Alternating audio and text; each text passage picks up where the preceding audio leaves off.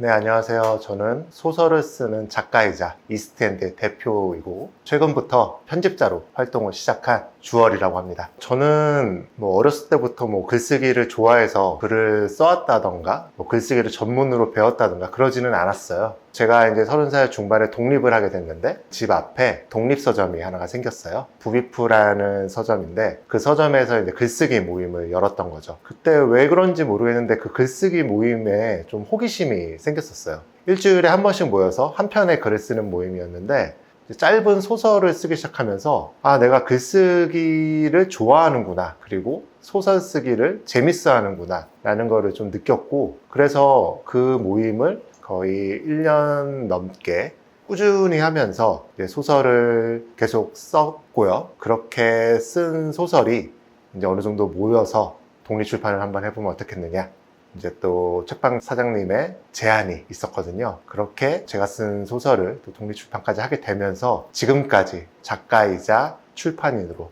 활동하고 있습니다. 만 5년 정도 이제 독립출판을 하고 있는데 총 8권이 돼요. 그 중에서 첫 번째 책은 소설집 당신의 계절이 지나가면이라는 책이에요. 매주 한 편씩 썼던 좀 짧은 단편 소설을 묶은 소설집인데요.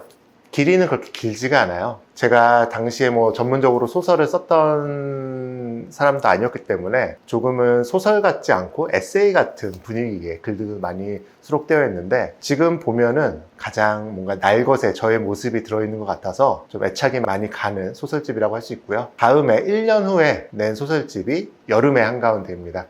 여름의 한가운데는 총 5편의 소설이 수록되어 있는데 감성적인 분위기의 소설들이 많이 수록되어 있어요. 가슴이 먹먹하고 좀 쓸쓸해지는 분위기의 소설들인데 개인적으로 저도 굉장히 마음에 들어하고 독자분들도 많이 사랑해 주시는 소설집 중에 한 권입니다. 그리고 또 1년 후에 달이 뜨는 동쪽 세상의 끝이라는 소설집을 제가 발표를 했는데요. 이 소설집은 총 4편의 소설이 수록되어 있는데 배경과 인물들이 서로 연결되는 연작소설 형태로 구성되어 있어요. 속초를 배경으로 해서 실패하고 좌절하고 상실한 사람들이 속초의 바다와 달을 바라보면서 다시 시작하는 이야기를 담고 있는데, 힘들어하는 사람들한테 위로와 응원을 주는 분위기를 띠고 있어요. 그리고 가장 최근에 작년에 나온 소설집이죠. 당신의 판타지아라는 소설집인데 저의 기존 3권의 소설집하고는 좀 분위기가 많이 다릅니다. 우선 기본적으로 좀 판타지라는 장르적인 특징이 들어가 있고요. 조금 비극적인 면도 있고 슬픈 그러한 내용들의 소설이 수록되어 있는데 전체적으로는 믿음과 선택에 관한 이야기를 하고 있어요. 제가 이 소설집을 준비할 때가 전업작가를 선택을 하고 나서 바로 나온 소설집인데 저 스스로를 믿고 좀 자신감도 많이 있는 상태였지만 그와 동시에 굉장히 불안한 마음도 함께 갖고 있었거든요. 그러한 당시에 저의 심정이 이 소설집에 많이 담겨 있었고, 이 소설집을 통해서 저 스스로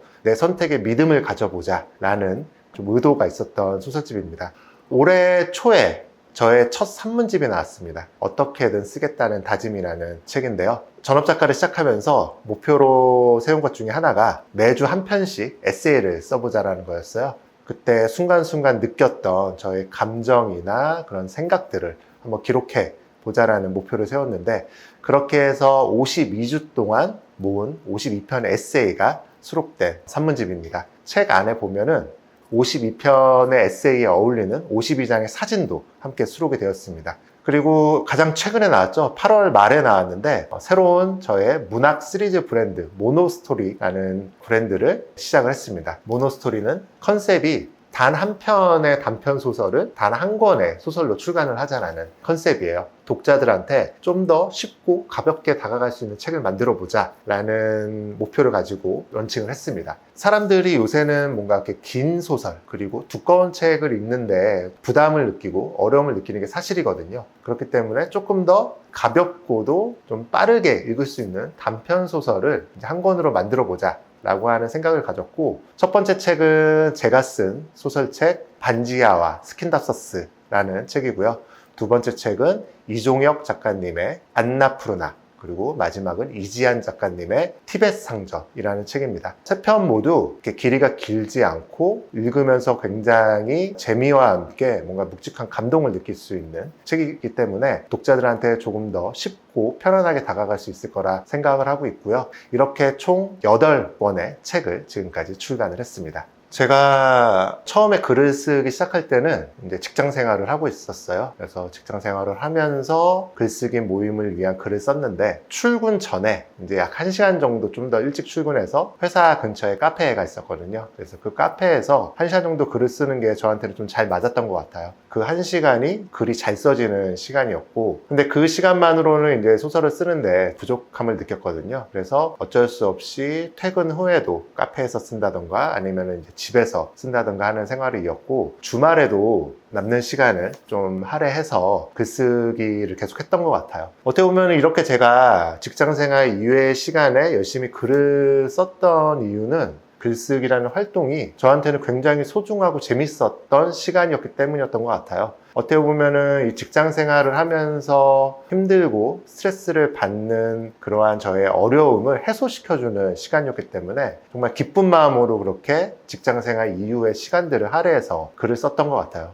그래서 이 전업 작가의 생활을 한 글을 쓰기 3년? 4년 차 때부터 고민을 했는데, 뭔가 일을 그만둔다는 것에 대한 두려움이 분명히 있었고, 내가 전업 작가를 했을 때 과연 글을 잘 쓰고 바라는 만큼 독자들한테 반응을 이끌어낼 수 있을까? 내가 과연 이 글 쓰는 걸로 먹고 살 수 있을까? 라는 걱정이 많았는데, 그래서 한 1, 2년을 선택을 하지 못하고 시간을 흘려보냈던 것 같은데, 제가 결심을 하게 됐던 이유는 지금이 아니면은 내가 좋아하는 일로 내가 하고 싶은 일을 하는 생활을 못할 것 같다라는 생각이 들었고, 그리고 어느 정도 자신감도 있었어요. 내가 전업 작가를 시도해서 만에 하나 한 1, 2년 했는데 잘 안 됐어. 그러면은 다시 내가 기존에 했던 일로 돌아갈 수 있을 거다. 그렇기 때문에 한번 과감하게 전업 작가를 선택해 보자 라는 생각을 가졌던 것 같아요.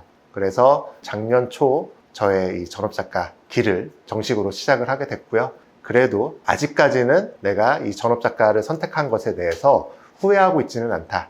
너무 재밌게 하고 있다라고 생각을 하고요. 전업 작가는 이제 시작한 지 한 1년 반 정도 지난 것 같은데요. 처음에는 굉장히 의욕이 넘쳤어요. 나만의 루틴을 만들려고도 노력을 많이 했고, 웬만하면은 오전에 1시간, 최소한 1시간은 좀 글을 쓰는 루틴을 가져보자고 계속 꾸준히 시도를 하고 있습니다. 그리고 일주일에 2-3번 이상은 운동을 하려고 노력을 합니다. 그래서 운동은 보통 오전 시간에 하고 있고요. 운동을 하지 않는 오전 시간에는 글을 쓰던가 아니면은 이제 출판사 업무, 그 외에 기타 잡무를 처리하는 시간을 쓰고 있고요. 오후 시간에는 동네 가까운 카페나 아니면 도서관에 갑니다. 보통은 글쓰기를 하려고 노력을 많이 하고요.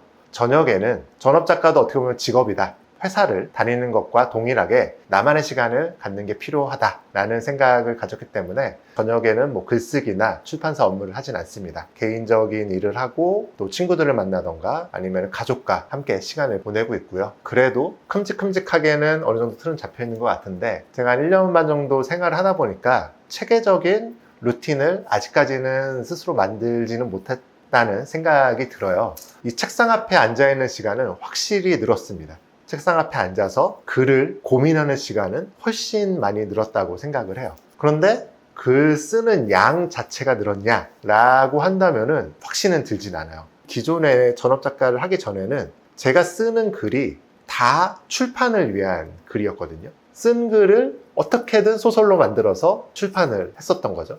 근데 이게 전업 작가를 하고 나서는 굉장히 뭔가 이렇게 짧은 그런 스케치 같은, 단상 같은 글들을 어떻게든 써요. 그게 나중에 보면은 소설이 되지 못하고 좀 버려지는 글들인 거죠. 그렇기 때문에 이 글 쓰는 시간, 그리고 책상 앞에 앉아있는 시간은 훨씬 늘었는데, 소설로 되는 그 생산량 자체가 그거에 비례해서 늘지는 않았다고 저는 생각이 들고요. 대신에 제 생각을 정리하는 글들이고, 제가 당시에 느꼈던 그런 생각이라든지 경험을 그래도 글로써 쓰는 거기 때문에 나중에 제가 글을 쓸 때 도움이 될 거라고 생각을 하고 실제로도 도움이 된 경우도 있어서 책상 앞에 앉아서 어쨌든 뭐라도 쓰는 게 저한테는 도움이 된다라고 생각을 해서 계속 그렇게 지금 해오고 있고요. 만약에 전업작가를 생각하시는 분들이 있다면은 이 전업작가 생활에 있어서 가장 필요한 지점은 이 뭔가 생계를 유지할 수 있는 수단을 갖는 지점이 가장 중요하지 않을까라는 생각을 하는데요.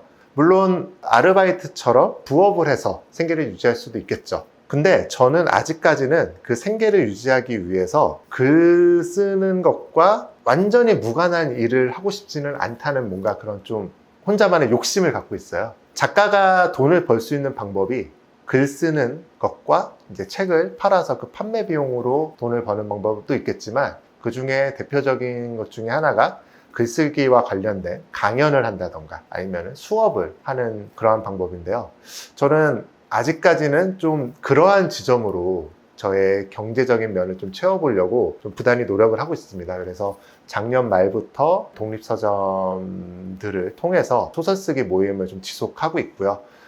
저는 뭐 어렸을 때부터 소설을 많이 읽기는 했어요. 소설을 좋아해서 많이 읽었고 뭐 10대 그리고 20대 초중반까지는 뭐 세계문학 시리즈라고 나오는 책들 있잖아요. 그 책들 위주로 읽어서 그 소설들이 가장 많이 남아있고 제가 가장 좋아하는 작가를 꼽으라면은 저한테 엄청나게 영향을 미친 작가님이 한 분 계시는데 바로 이제 무라카미 하루키입니다. 무라카미 하루키의 소설을 제가 처음 읽은 게 중2였던 것 같아요. 그때 상실의 시대를 처음 읽었어요. 그 당시에 저에게는 그 소설이 너무나 충격적이었고 너무나 인상 깊게 다가왔어요. 내용도 그렇지만 인물들의 행동이나 대사 이런 것들이 좀 어린 시절 저에게 좀 큰 충격으로 다가왔던 것 같은데 그때 이후로 하루키의 소설은 그리고 뭐 웬만한 에세이들은 지금까지도 빼놓지 않고 다 읽고 다 소장을 하고 있습니다. 저에게 있어서 하루키의 글은 우선 기본적으로 너무나 재밌게 읽히고 너무나 쉽게 읽히고 하루키만의 세계 그리고 에세이에서 말하는 하루키라는 인물의 세계가 저에겐 너무나 매력적으로 다가왔거든요. 하루키라는 작가가 정말 엄청난 창작 속도를 보여주고 있는 작가이고 그만의 색깔과 취향이 정말 확고한 작가님이시거든요. 어떻게 보면 가장 닮고 싶은 작가이기도 해요. 손가락으로 꼽는 좋아하는 소설은 바람의 노래를 들어라라는 소설이에요. 그 하루키의 20대 때의 감성,